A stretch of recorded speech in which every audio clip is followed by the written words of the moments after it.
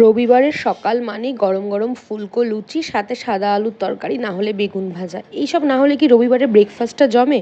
আর যেহেতু হাজব্যান্ড আজকে ছুটি আছে বলে এসেছে, তাই ভাবলাম ওর জন্য একটু স্পেশাল ব্রেকফাস্ট হয়ে যাক। অনেক দিন ওকে নিজে হাতে রান্না করে খাওয়াতে পারছি না, কারণ বেশ কিছুদিন আমি অসুস্থ ছিলাম, ওই আমাকে রান্না করে খাইয়েছে। আর এখন যখন একটু সুস্থ হয়েছি, তখন এইটুকু তো ওর জন্য করা যেতেই পারে। আর ও এত খেতে ভালোবাসে, আর যে খেতে ভালোবাসে তাকে খাওয়াতেও ভালো লাগে।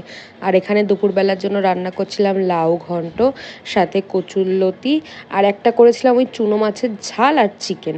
তারপর নায়িকা থেকে আমার একটা পার্সেল এসেছিলো, তোমরা লরিয়ালের এই শ্যাম্পুটা কেউ ইউজ করেছো? আমাকে একটু রিভিউ দিও প্লিজ।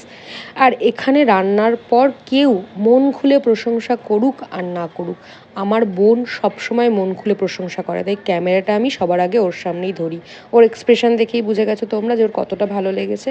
আর এখানে বর যেন এক প্রকার বাধ্য হয়েই বললো যে হ্যাঁ ভালো হয়েছে, খুব ভালো হয়েছে। আসলে কিন্তু ও আমার হাতের রান্না খেতে খুবই ভালোবাসে। আর সবাই যখন খেয়ে বলে ভালো হয়েছে, তখন মনে হয় যে কষ্টটা সার্থক হলো। দুপুরবেলা সবাই মিলে গল্প করতে করতে খেলাম আইসক্রিম। আগের দিনই হাজব্যান্ড আসার সময় নিয়ে এসেছিলো, ফ্রিজে ছিল। তারপরে একটু রেস্ট নিয়ে সন্ধ্যাবেলায় বেরিয়েছিলাম একটু আড্ডা মারতে। বাইক চড়ি না অনেক দিন, তাই বললাম চলো একটু ঘুরে আসি। একটু স্টার মল, একটু এখানে ওখানে ঢু মারার পর তারপরে গিয়ে একটা জায়গায় বসলাম, বেশ কিছুটা সময় নিজেদের মতো করে কাটালাম, সাথে টুকটাক খাওয়া দাওয়া করলাম। আর ওয়েদারটা এত সুন্দর হয়ে গেছিলো, হঠাৎ করেই হাওয়া দিচ্ছিল, গুড়ি গুড়ি বৃষ্টি পড়ছিল, বেশ ভালো লাগছিল। তাই নিজেদের মতো সময় কাটাতে কাটাতে আর ভিডিও করা হয়নি। ভিডিওটা আজকে এখানেই শেষ করছি, দেখা হবে এবার নেক্সট ভিডিওতে। ভালো লাগলে অবশ্যই একটা লাইক কমেন্ট করে দিও। টাটা।